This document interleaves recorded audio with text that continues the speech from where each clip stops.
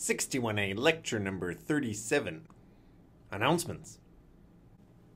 There will not be lecture videos available for the Friday lecture of this week, which is the last lecture of the course. The reason why there will not be videos is to encourage you to come to a live lecture, starting at 2:10 p.m. on Friday in Wheeler Hall. We'll talk a little bit about life after 61A, reflect on what we've learned, and wrap up the course. There is a homework due tomorrow, homework 12.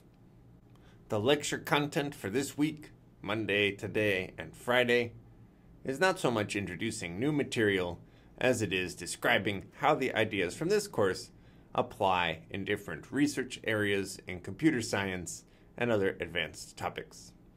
Today is one of my favorite days because I'll be talking about natural language processing, which is my specific area of research.